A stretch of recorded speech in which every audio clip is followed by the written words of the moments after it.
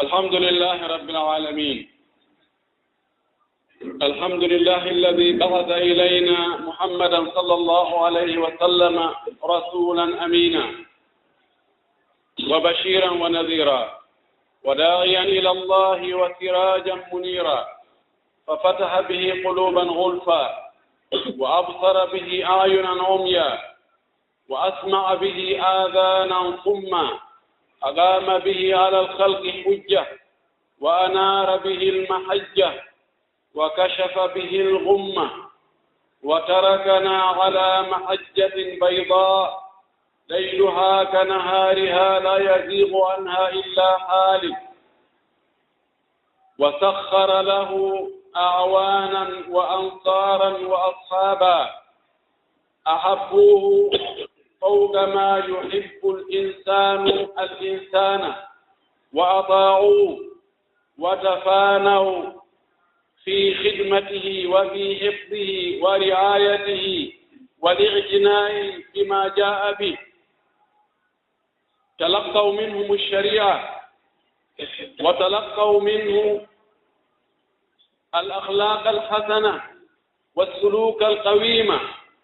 فكان مدرسة قويمة قيمة خرجت الأجيال المتميزة، سادوا الدنيا، نشروا الدين والعدل، رضي الله تعالى عنهم وصلى الله عليه وعلى آله وأصحابه ومن سار على منوالهم إلى يوم الدين. عباد الله، اتقوا الله حق التقوى وراقبوه في السر والنجوى، واعلموا أنكم غدا بين يديه موقوفون، وعن أقوالكم وأفعالكم ستسألون وستحاسبون. من عمل صالحا فلنفسه ومن أساء فعليها وما ربك بظلام للعبيد. واعلموا أن هذه الأمة، أعني أمتكم أمة محمد صلى الله عليه وسلم، من أعظم الأمم ومن أكرمها عند الله. كنتم خير أمة أخرجت للناس، تأمرون بالمعروف وتنهون عن المنكر وتؤمنون بالله. هذه الأمة التي بدأت بشخص واحد بمحمد صلى الله عليه وسلم، الذي ولد عام الفيل، الذي ولد من أب وأم من أطهر الأنساب، ولد بين جبال مكة، ولد يتيما وترعرع وكابد، نقل إلى البادية ليتلقى اللغة الفصيحة وليعرف ويتعود على حياة البادية القاسية في بيت السعد عند الحليمة السعدية، ثم رجع وكان تحت رعاية جده عبد المطلب الذي أسبغ عليه من الحنين والود ما الله به عليم، حتى توفي جده، ثم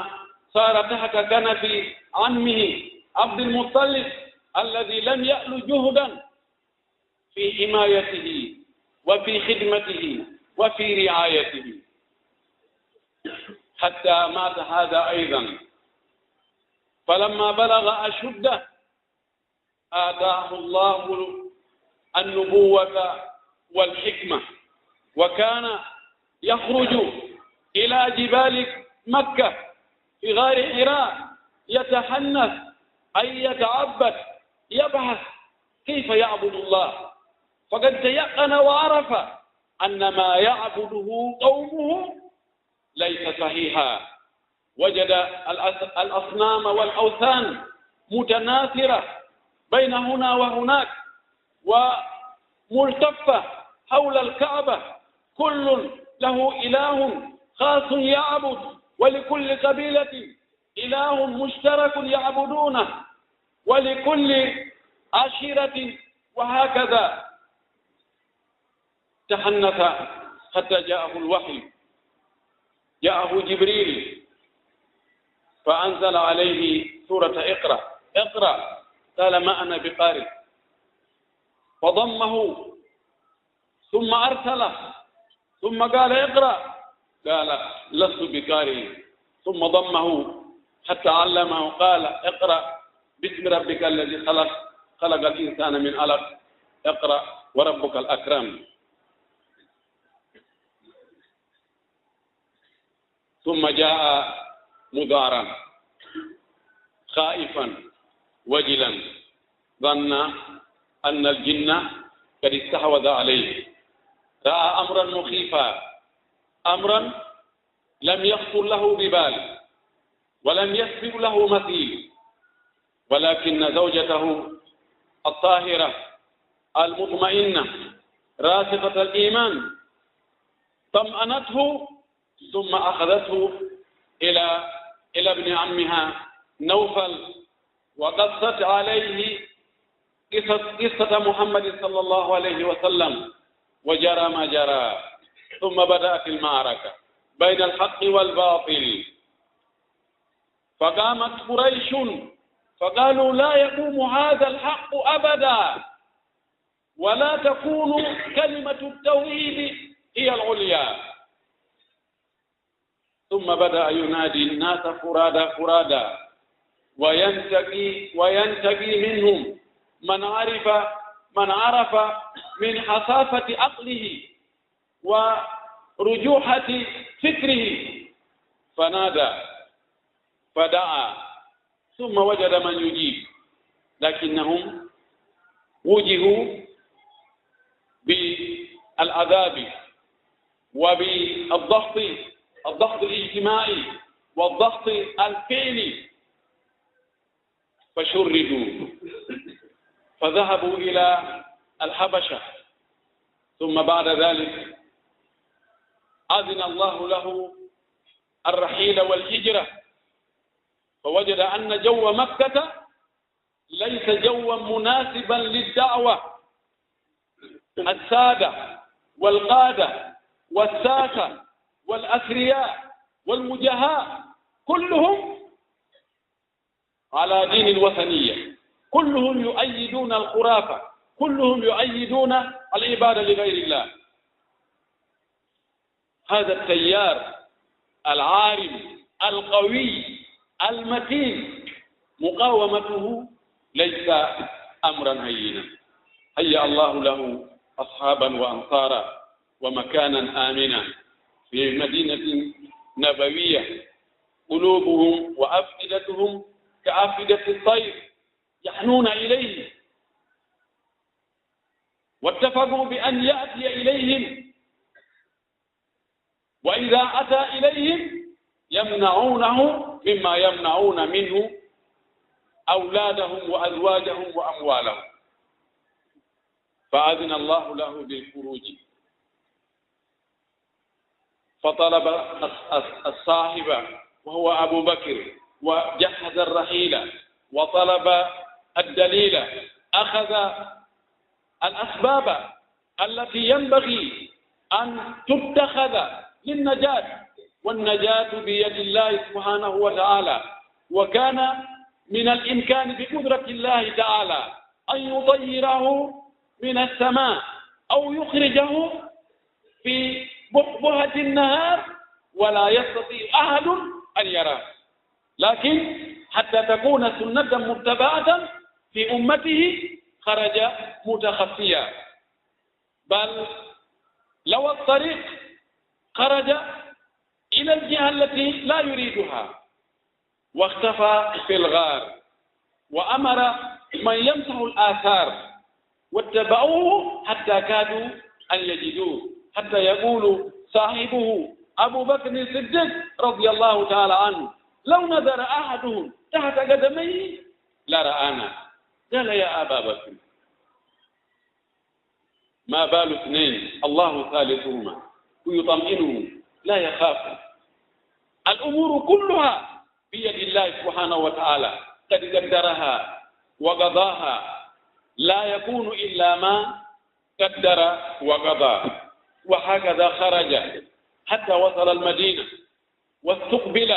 استقبالا حارا، وآخى بين المهاجرين والأنصار، وبنى مسجدا، وجهز جيشه،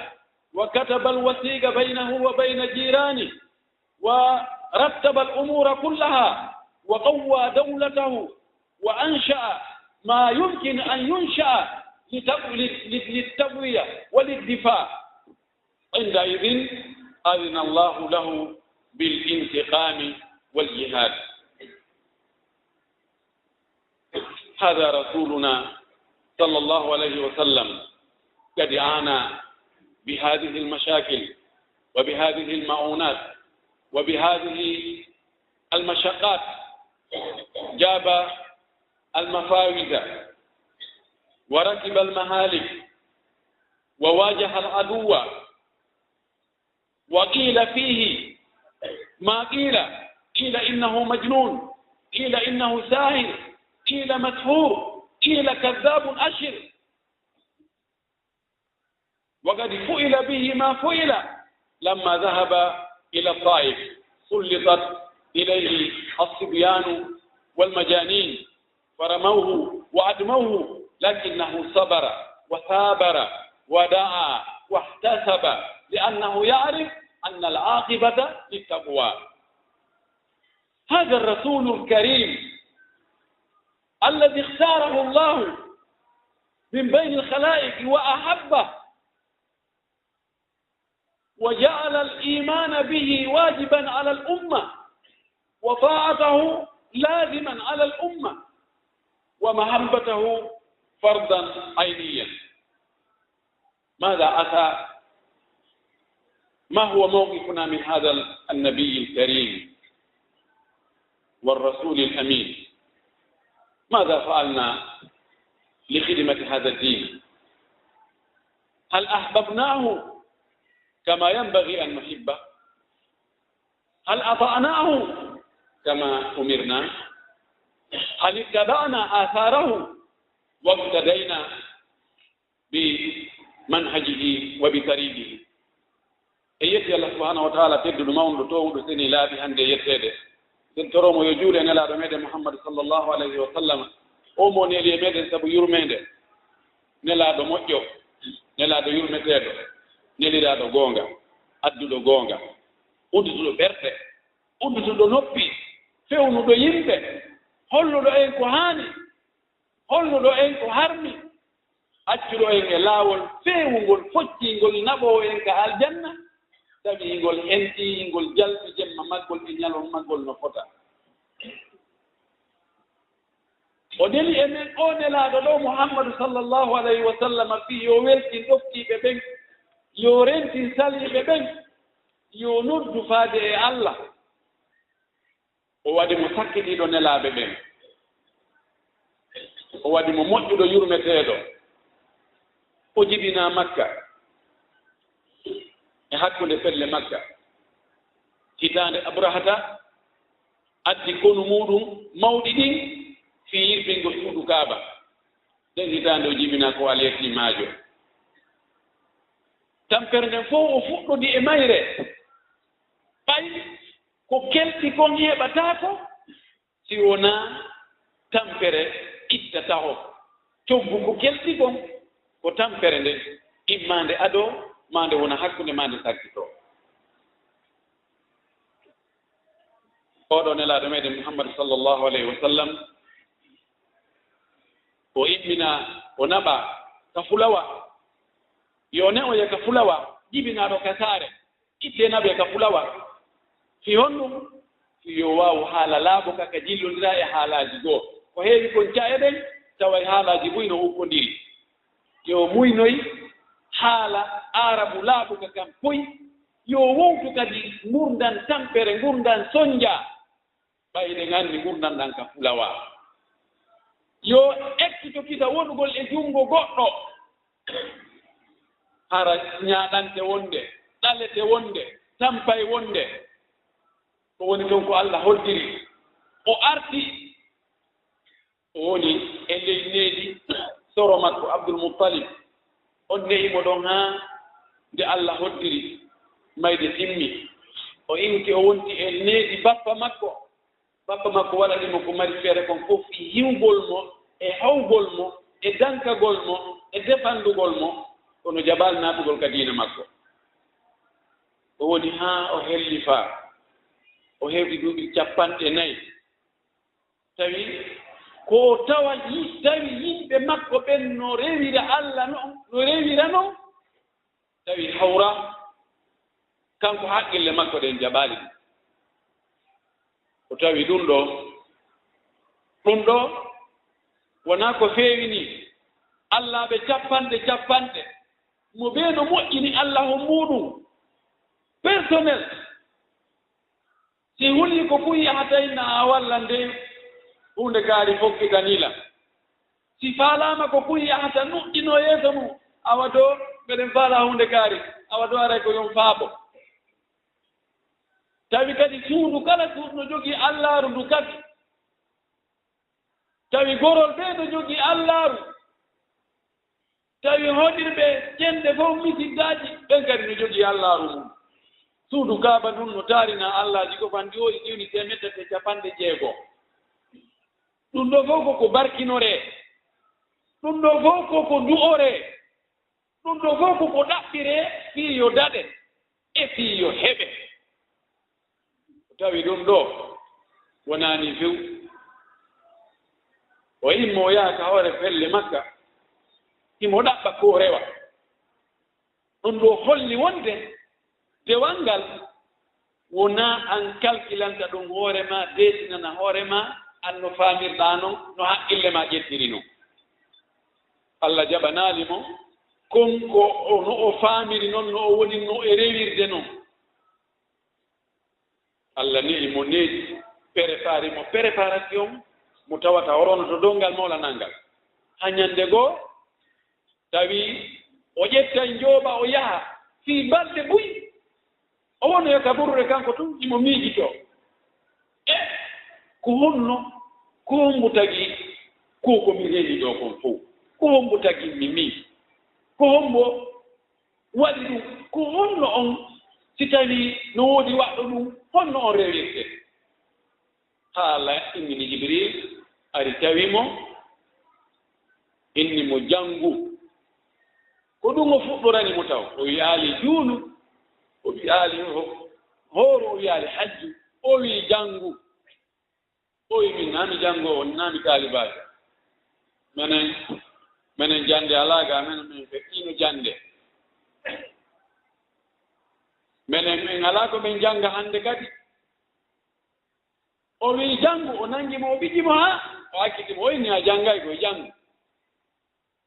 o inni mi jannga honɗum o wii iqra bismi rabbika alladi halaq tawi heɓii karamoko kono ko karamokojo mo ɗenɗi mo huli o yiyaali sifa oɗo haa hannde o nanaali sifa kaaɗo haala haa hannde bano adama no Allah tagrimo noon kulol no e nder ɓernde makko so yii ko ɓuri mo maa ko woowaa yiide on tumati o jogii o arti imo ɗenƴi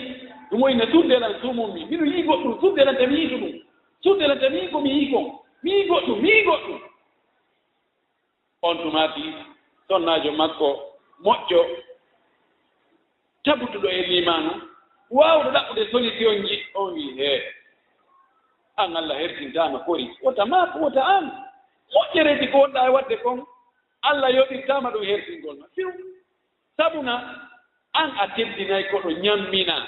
a wallito to miskino haa to jinɗo fewno ka o maafi ɗon a ittanayi mo maafunde o littani ko ɗo moƴƴereji ɗi o watta oyni ɗiɗo a watta ɗiɗo fof Allah accire ni Allah hertine Allah bonna Allah haalima o no tamaɓo joni mahen ka ɓiɗɗo babbanɗa Nawfal mi sifanomo kanko imo anndi no gasa ko namuusu ari kama ɗum o yahi o sifanimo o inni eɓe o wi ko sifa ɗum arno kadi e annabaɓe artinoɓe ɓe wota maako wota holo ko Allah imminta e annabaɓe mumɓen nula mumɓen ko ɗum ari e ma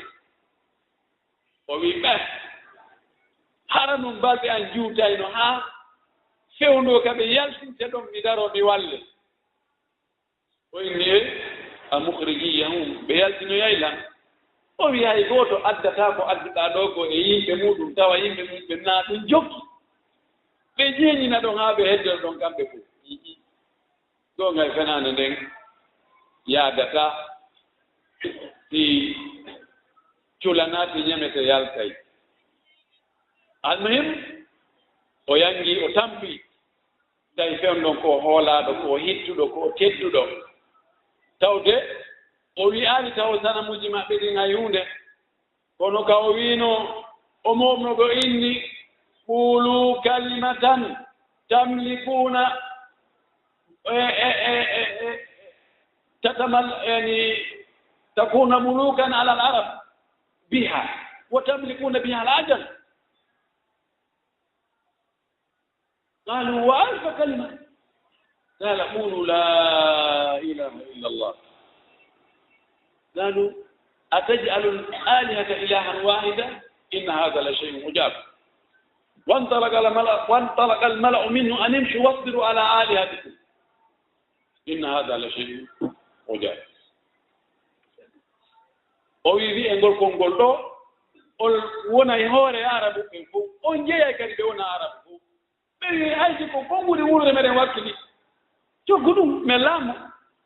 en mba laamu no weli en mba fewjugol no weli en mba hey hara komen woni fewjoɓe ɓen komen jogii teddungal ngal komen jogii laamu ngu arabe ko na arabu fof konngudi wulure yetto men min wolani fof o inni inne la ilaha illa allah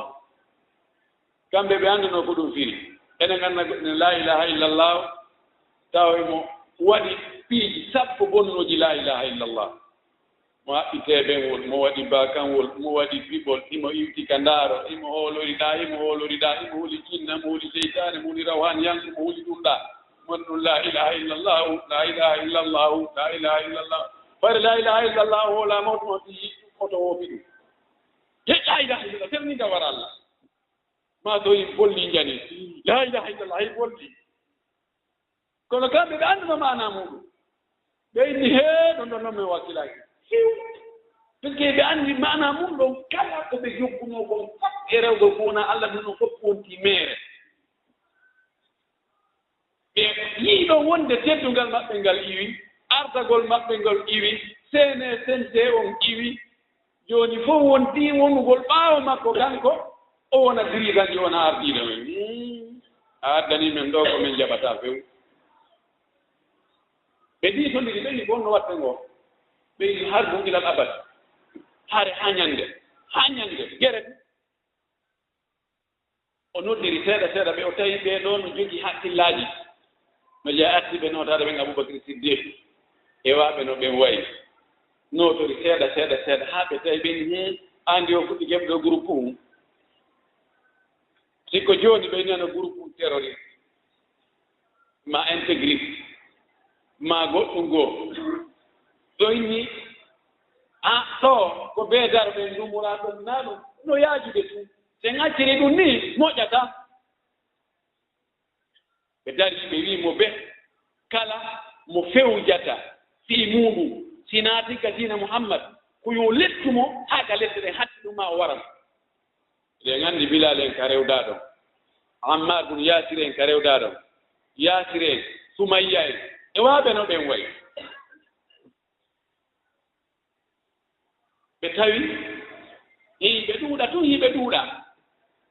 kono wela wonde haa ɓe satti nga sallah sallam maaki lanɗo gono habasa to ɗum ko éthiopie fewno ɗo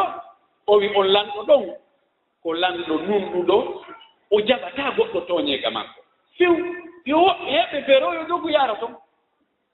woodi worɓe e sonnaaɓe ko dugu ɓe yehi fattoyi ton ɗum kadi ɓe accaali ɓe jokkitiɓe ton kadi ɓe innini amdu yo yaw ɓay on no jogi resogel lanɗo on yo yaw o inna hee ɓe ko rebelɓe ni ɓe ko bomɓe ni ɓe ko sendiɓe hakkunde nene e ɓiɗɗo hakkunde ɓeymu e mawdi muɗum hakkunde ɗum ɗo e ɗum ɗo o addani men diina ko men annda o jobbin inni ɓe men hoolorno jogagol haqqille mum nde o yenni allah ji amen ɗi o wii ɗum ɗo o wii men ɗum ɗo taɓe wonu ɗo ɓe yewti haa kono ɗe nganndi jafara ko honɗum o jaabi honɗum o jannguno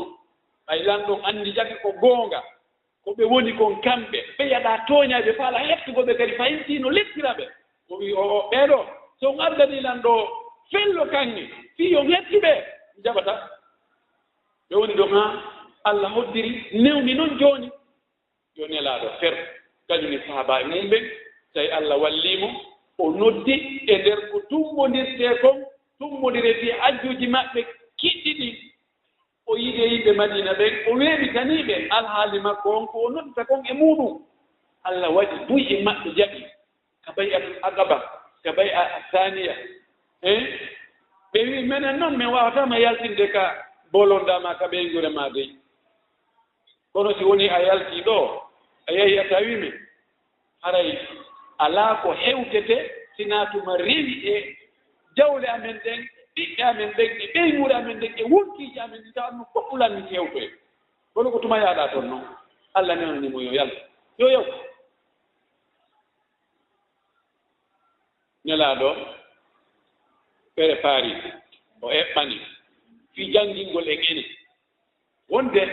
neɗɗo maƴata to mum to e fiiji ɗi ko ɓe wara calcule ko ɓe o ndaara yollorde e jawruɗe o ɗaɓɓi tawomo o yaada o ɗaɓɓi ko waɗetee kon o ɗaɓɓi annduɗo laawol ɗowtowo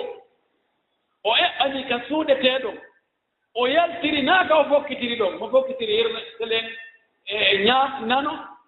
o yaltiri kene funnaange taw o turi jurol ngol few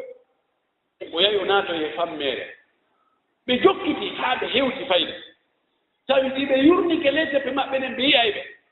kono Allah jogii gite maɓɓe ɗen ɓe yiyaali haa ɓe inninaaɗo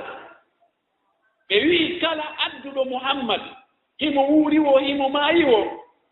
hara himo jogii gelooɗi teemedere o jogii gelooɗi teemedere kado anndi jaga na anndi ɗum fuɗɗa wallineede kadoji mo waddi kaarijo mo wari woni mo wuri mo maayi million ji hata baka dollar ay kanko jeyi jooni noon gelooɗi teemedere on to maati ɗum ko parandoje fuy fewno ɗo ɗum jara par ce que gelooɗi teemedere ko ɗum woni diya fewno ɗo ko fanndi o joni a yen milliard e dow ɗum woɓɓe goo ɗaɓɓitiri mo ngayngu woɓɓe goo ɗaɓɓitiri mo faala heɓugol on kado ɓe joldi ɓe ƴawri ɓe o woni ɗon ko yatawa balɗe tati haa wandi jooni teppe deƴƴi fayda ɓe taƴike ɓe ronki ande ko jurol majji jew on tumati o yalti kanko e tindinowo on ɓe takki pelle ɓe turoyi haa ɓe hetto e laawol Madina ɓe nganndi no woniri no jiran wiiri noon haa o hewto e Madina o jaɓɓa o teddina o tolna o sanna kanko e sahabaɓe makko o waɗi nene gooto yaagal baaba gooto yaagal hakkude ferɓe ɓen e takamɓe ɓen o mahi juulide makko nden o mahana galle makko ɗen o eɓɓi piiji ɗin ɓe o tawi toon alyahuudu e sirkooɓe e julɓe ɓe o tawi toon ɓe haldi ɓe winndi dustur ɓe haldi no ɓe wondira e hoore jag e hoore ɓuttu hara gooto tooñaadi goɗɗo ɓay Allah kafiiɓe laral leydi ɗum noon fof o regi o eɓɓani koneeli ɗin woɓɓe kiɓi janngugol ngol woɓɓe kiɓiti wiyama fiiji haaɗi mo ɓee no woodi ko halfina haa ɓay woni tooñe ɗen ɗuuɗii haa Allah waɗi kamɓe kadi formation on heɓike doole heɓike ɓeenni jooni en raɗaama en yaltinaama ka meeɗen en jogii en acci jawle meeɗen en acci piiji men ɗi fof en laawinii diina men kanke wonkiiji men ɗi ɓuray siyankoɓe ɓen ɓe imminii goɗɗo ɗo no jogii jawle maɓɓe ɗen somonoyagol ɓe marchandise caami to ko waɗte ko immaa ndehi ɓe yaha ata kamɓe ɗen hedden ɗon ara en henndike seeɗa e jawle men ɓe heɓi ɗum ɗon laawoyi fey ɓeyni jooni haɓɓoɗen ɓe gartugol ko tumadde nganndi gere badru on waɗi o nenaaɗo sallah sallam ɗi gereji ɗi hokki e muɗum hino Badr e hino Handak e hino Uhud e hino gereji goɗɗi goo Zaatu Riqa e gereji ko o waɗi haa Tabuka ها ونبد ونؤود إذا عندي يوم ها انجل عنه الناس تأييب بفوق دوزي فوتي تكمو تأييب بفولي سيونو أولو تدعي بنجينا يوبي هفر بهايدي مويني يو محمد أيب إثنى برو تمن دي جنغو فالنا قولي نبي بيارو يبي دينو ديرا مبينو حبتيكو كان يورك محمد بايرا دونا ينو تدونغا لا ماكي من يرد عني فله الجنة أو فهو رفيقي في الجنة وهم بوين تتبعوا هذا بهيو تعلم هذا يجتري مقارنة جونات الجنة ما هذا كمان يوردو تكا الجنة صحابة بسناني نوم تايدو نهيتو نويمودو نواي وحندل تايني إنني إندك بودي هبو توهارا كبوين ويهي سودو مثلا نوكو كاري وهي أنه 500% bénéfice no hawjirte ngeɗum noon no hittinirde ngeɗum noon kamɓe ko noon aljanna o hittinnoɓe goɗɗo maƴi wiiwi e hoore nelaaɗo ɓe hewtike yiɓe famko yiɓe mo ɓe ko mari kon no bugaade ko ɗon woni e hawrude haa on ɗon yani maayi goɗɗo ari dartiiɗo on noon kadi fiɗa maayi goɗɗo ari dartiiɗo on fiɗa maayi goɗɗo ari dartiiɗo on fiɗa maayi kulluhum tasarraw amama rasulillahi sallallahu alaihi wasallam talaba aljanna فألقى الله الخوف في قلوب المشركين فقالوا إن بقينا هنا حتى رجع هؤلاء رأينا كيف صمد هؤلاء لقتلونا كيف يكبروا درسيكم وكليكم أولو ما يقولوا على دارو بلاسمك أولو ما يقولوا على دارو بلاسمك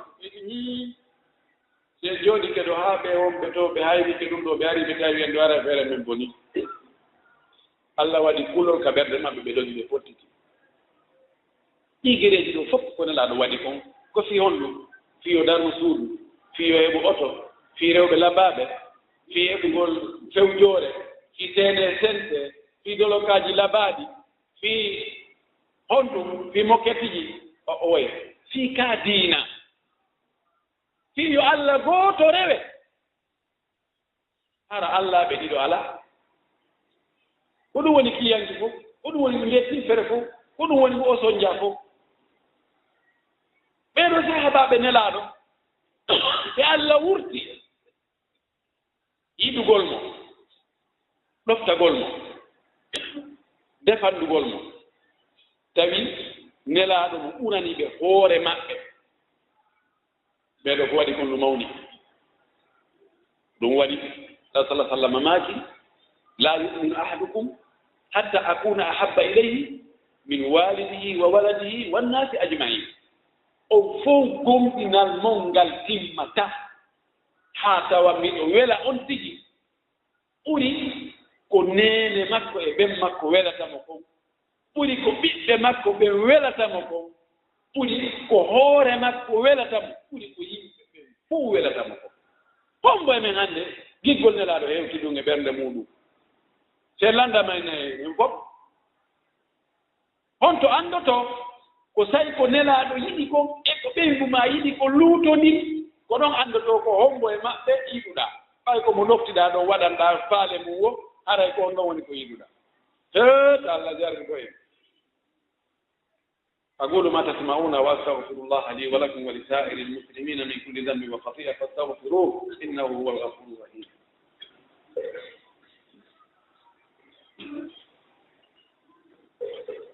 الحمد لله وكفى وصلاة وسلاما على نبيه المصطفى وعلى آله وصحبه من تبع أثاره واكتفى عباد الله اتقوا الله حق التقوى وراقبوه في السر والنجوى واعلموا أنكم غدا بين يديه موقوفون وعن أقوالكم وأفعالكم وسائر تصرفاتكم ستسألون وستحاسبون من عمل صالحا فالنفس ومن أساء فعليها وما ربك بظلام للعبيد يجي الله سبحانه وتعالى كفتورك حق لأكتموده ينتري ويولوني يقوم يجيب يكتير يكتير المدين يجابن ينكتر ومرنا إن حكى بنا تاتم ويوبين الجنة ينتري كالله يا الله وياك إن بكات جمندي يا الله مون برا جمندي yo Allah waɗu en taalibaɓe nelaaɗo yiɗuɓe nelaaɗo jonnitooɓe laaɗo sallah sallam haqqeeji makko ɗin musidɓe julɓe tedduɓe oɗo nelaaɗo meɗen Muhammadu sallllahu alayhi wa sallam eɓe sahabaɓe ɗo ɓeɗo ɗiɓe jogii haqqeeji e hoore meeɗen nani haqqeeji nelaaɗo ɗin e hoore meeɗen no jeyaa e majji ko ye gomɗinmo ya ayuha alladina amanu aminu billahi wa rasulihi hey ko onon yo julɓe gomɗine Allah gomɗine nelaaɗo Allah on woni gomɗingol ko jaɓugol wonde ko nelaaɗo maaki kon fof ko goonga fof hiɗa jaɓi hiɗa weltori hiɗa selliti hiɗa siɗi kadi ko alda e sikke wonde falletti ko goonga woni noon koko feƴƴunoo ko hari a jibinaaka ɗum waɗi o yeedima woni koko aroyta yeeso ko hewtaali taw ko ya anndi goongina wonde ko Allah tiginili o nelimo haa e hombo haa e ma an tigi fii honɗum fii yo yottin diina ka Allah yiɗi rewireede kan e ma jaɓaa ɗum gomɗinaa ɗum goonginaa ɗum ko o maaki kon fof inna samina wa atana min nani min jaɓi min ɗoftike min waɗay ɗum ɗo ko haqqeeji makko ɗi wondi e hoore meɗen haqqe makko goo ko ɗoftagol mo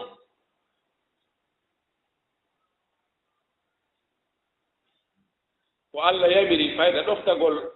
hoore mum kon fof imo wattu ɗon kadi nelaaɗo ya ayuha alladina amanu atiu llaha wa atiu rasula wa ulil amri minkum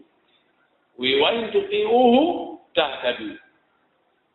kono yo julɓe ɗofte Allah ɗoftoɗon nelaaɗo Allah ɗoftoɗon ɓe Allah waɗi yeeso goɗon ka diina e ka dawla fannin ɓe yamiraaɗe yeddugol Allah o wii so on ɗoftike nelaaɗo on haray on feewi nokku o wi wa man yuti rasula faqad ata allaha mo ɗoftike nelaaɗo on haray o ɗoftike Allah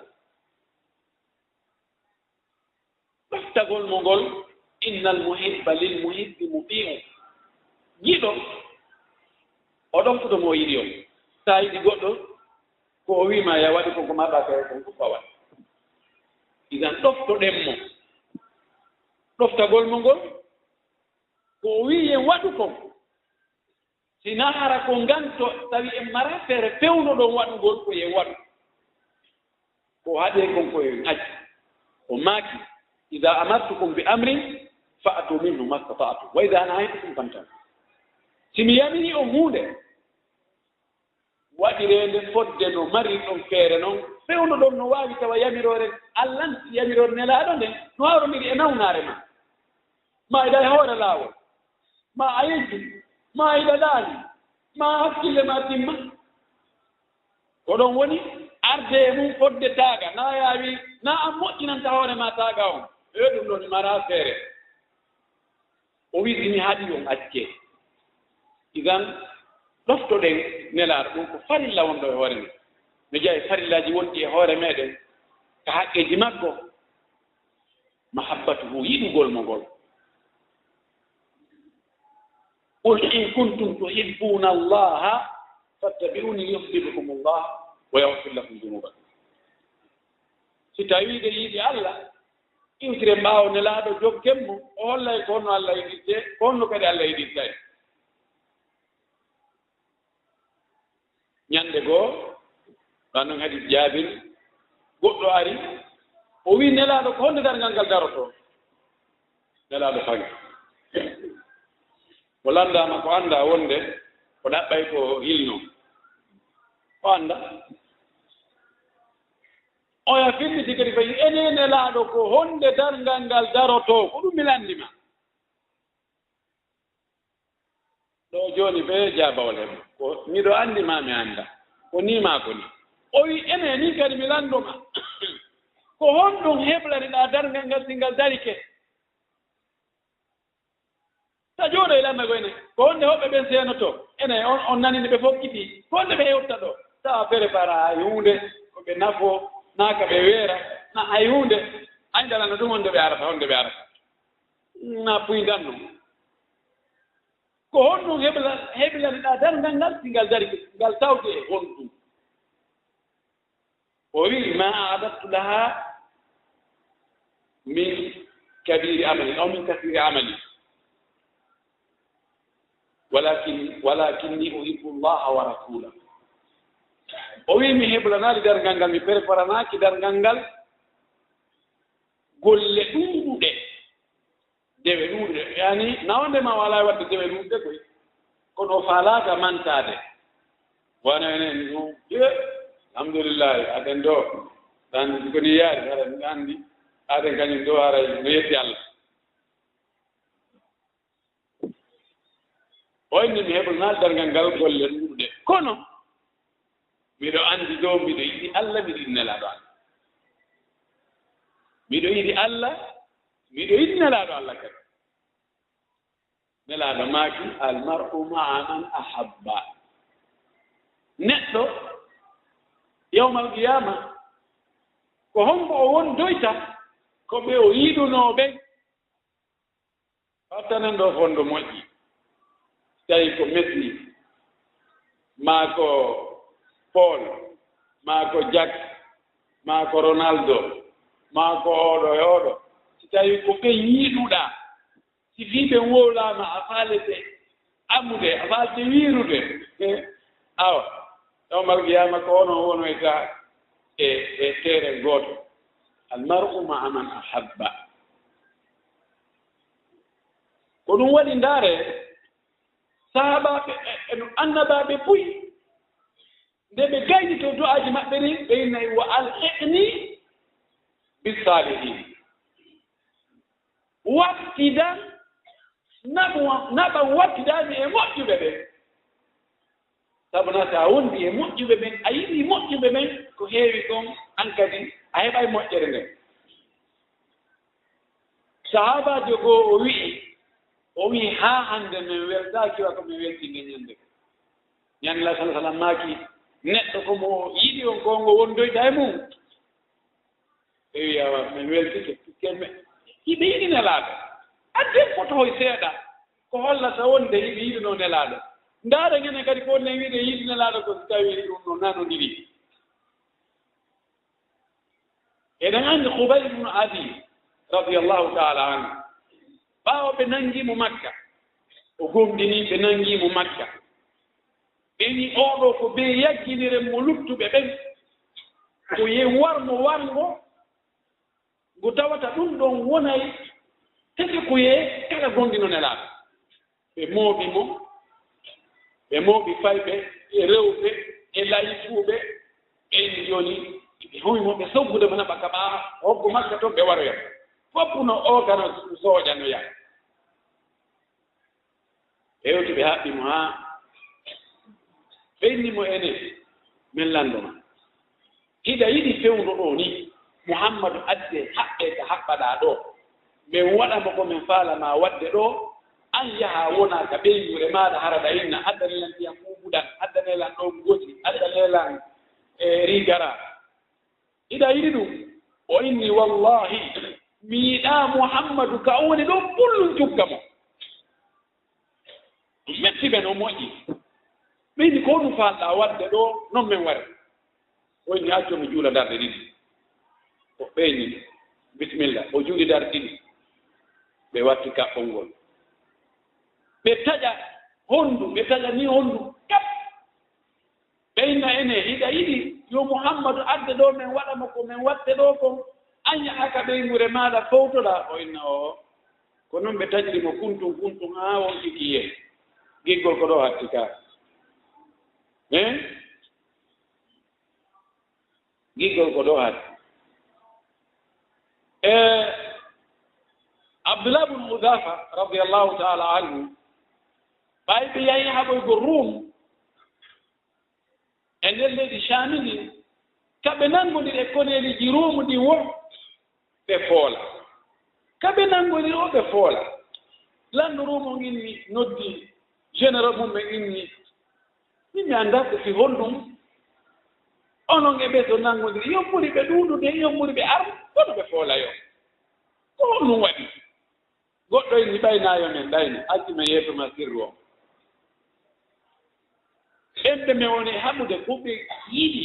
mo ɓe jokki on ɓe gomɗinima kon min yiɗama min jokkuma min gomɗima wa ɗum goy o inni awa miɗo faala fiyo mi anndu ko haa honto ɓe yiɗi Muhammad eɓe haa nanga ɗum mi seeɗaaɓe ko fanndi wo ko fanndi seeɗaaɓe addanon mi ɓeɗo taw worɓe ɗe tawi ɓe jeeya e nanga ɓen Abdoullah ibn Hudafa radiallahu taala anu ɓe nangi ɓe seeɗaaɓe ɓe addi haa ɓe hewtini langa oyni fof mboni hoorejo mum o ɓe wi ko Abdoullah ibn Hudafa o addoyi o inni ɓe addoyi wureere moolanaande Allah ko ɓarɗe nde waɗanteende ƴawre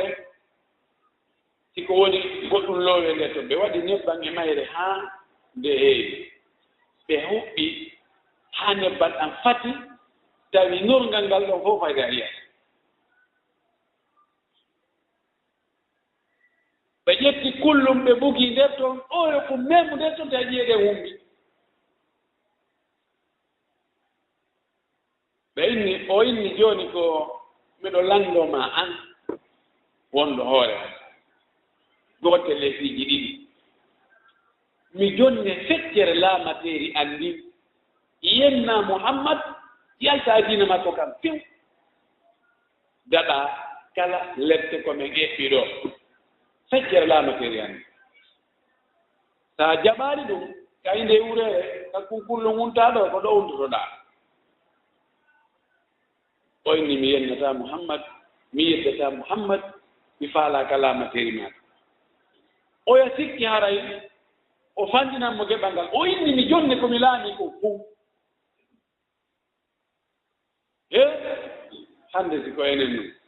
a wiyama a wonay député a wonay ministre kono noon awa ɗum ɗa a accitaygoy ƴaagol juuloya juma ƴaagol heɗo ɓi bayana ɗum sage ɓe awa o ɗuma toujours juulugol hateto ɗum goy minen ɗum na programme amen ga on sa ɗum anni kadi o min watte directeur national de la douane ma min watte ministre kaarijo ma heɓay poste kaarijo Allahu akbar o wi'i mi faalaka laamu mangu few mi yeddata Muhammad sallllahu alayhi wa sallam o inni awa kaka wureere ɗo mi wonma e bugaade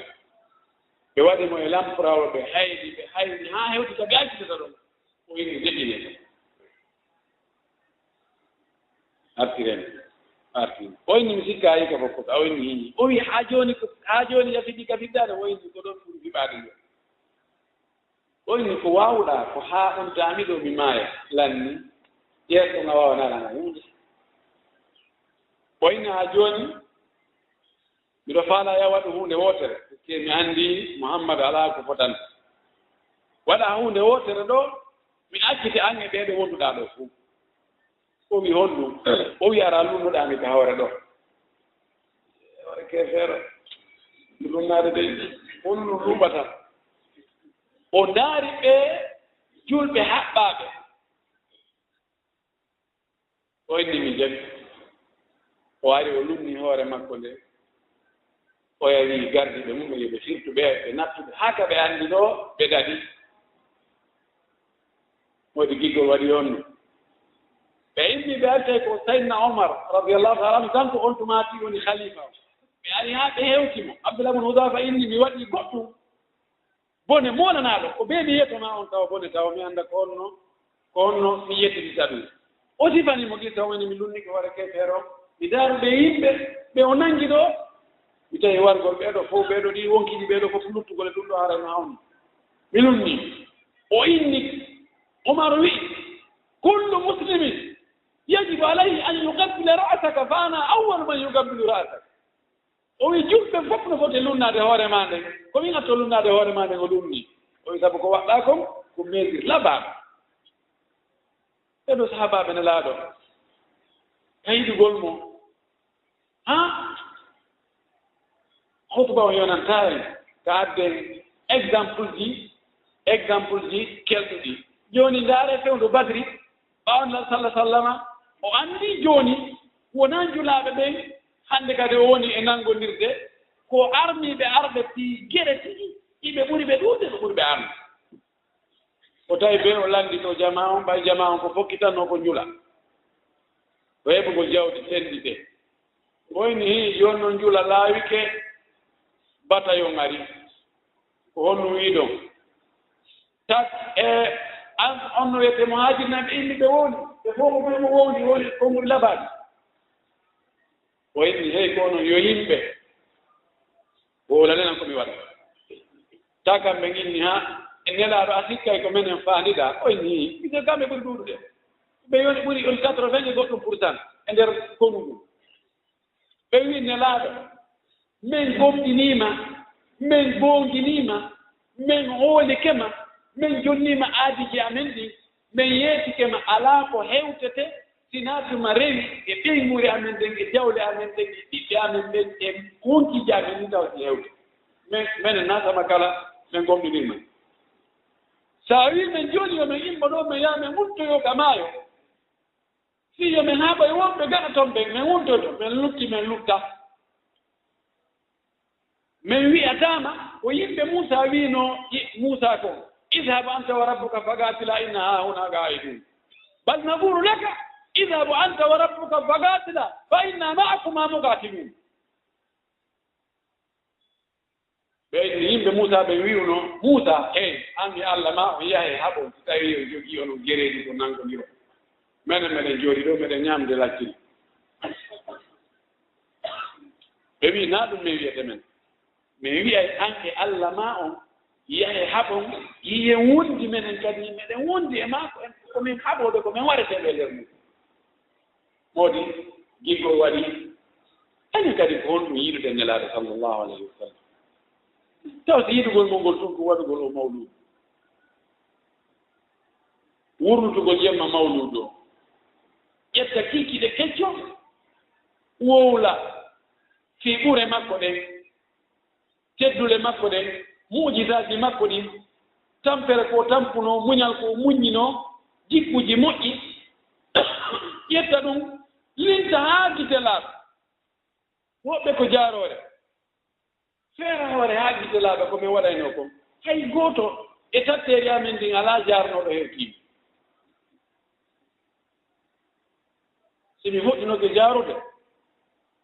haarayno jaarooɓe fuu ɓe anndi ɓe walli ni ko ɗum waɗi ɓe jaɓataa min mi fuɗɗoo wide si mi fuɗɗiki ko maɓɓe kon kamɓe ara e welaa hannde kadi on tigi waɗa ɗum jemma on fof weeta ka weeti orde bimbi haa tiiɗiɗe tawa so a ndaari golle makko ɗe e ko nelaaɗo yamiri kon tawa no luuto ɗi fof e mum on ɗum e giggol ni no woodi ɗo wonɓe wiiɓe mawludu ko bidaa ɓen ko ɓen woni intégriste ɓe ko ɓen woni e fettinde ka woni e fettude to ko ɓen woni e warde yimɓe ko ɓen woni e yowtude avion ji la ilaha illallah ko wonde mawludu ari fuuta min ka amen toon miɗo hecci mawludu ka amen min miɗo hay ko min anndi ko lale tum gadiri ko woɓɓe goo ari ɗon miɗo anndi ɓe miɗo anndi nde ɓe ari ko ɓen ani men inni o nokkukaare kadi no waɗa mawludu ko honno woni mawludu ko yon tigi wurnudu jemma on wona jemma laltu kadi wurnitirteeno on tumaji fuɗɗa ɗo anndi ɗum jooni noon ɓe wonnooɓe ɓaawa toon ɓen fof haa ɓen ɗon kadi ko ɓen wonno e fettinde ko on intégriste ɓe kala mawludu sincegol fuɗɗegol tawi nelaaɗo faatike yoni duuɓi temeɗɗe nayi lanno no maaki hayru ɓurundi ganndi so maladiri yalno so maladiri yalona ko dawla fatimiya wonnooɓe misra ɗo ɓen ko ɓen sinti mawludu fii nawlugol annasaraaɓe wonɓe ɗon ɓe wonnooɓe wadde 24 noel maɓɓe o ɓayti hewti ɗon giɗigiɗinde no ɗuuɗi ɓeyni enen kadi giɗigiɗinnano nden nelaaɗo men o ɓaynaɗo maɓɓe o ɓuura nelaaɗo men o koni ɗum fuɗɗori haa noon jooni naati e jagambe intérêt ji naati nder ton enveloppe uji naati nder ton jooni mo woli ɗum no waawi wiyeede ko intégriste jo kono nelaaɗo anndaa ɗum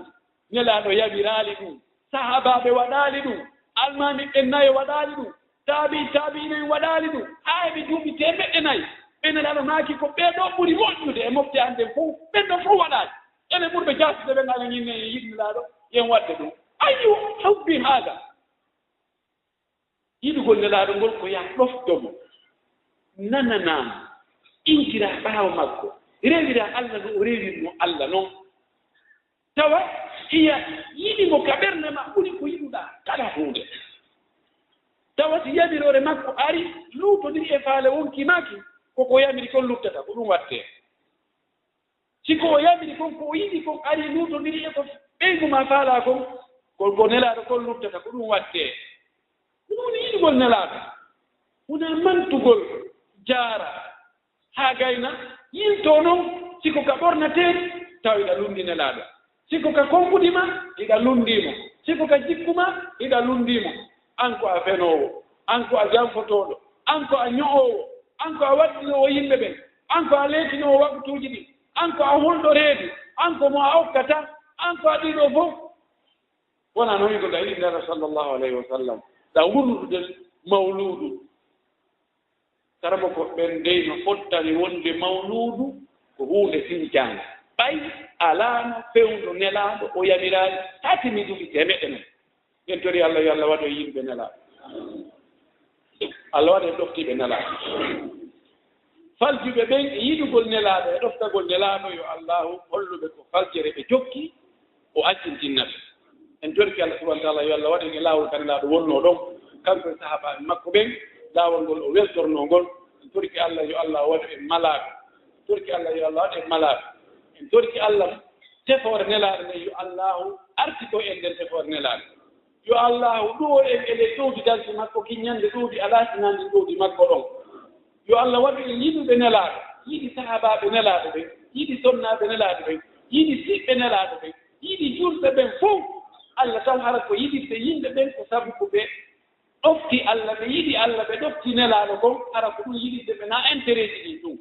en torki Allah subahanahu wa taala yo Allah waɗ en yiɗinirɓe wowondirɓe yo Allah naaden ko aljanna ɓurɗo towde ربنا تقبل منا انك انت السميع العليم وتب علينا يا مولانا انك انت التواب الرحيم وزكي انفسنا واتها تقواها انت خير من زكى انت وليها مولاها ربنا هب لنا من ازواجنا وذرياتنا قرة اعين واجعلنا للمتقين اماما اللهم ول علينا خيارنا اللهم ول على المسلمين خيارهم وقنا شر شرارنا اللهم قنا شر شرارنا اللهم من ارادنا واراد اهالينا وازواجنا واموالنا بسوء وشر اللهم اشغله في نفسه اللهم رد كيده في نهره واجعل تدبيره تدميرا عليه برحمتك يا ارحم الراحمين قوموا الى صلاتكم يرحمكم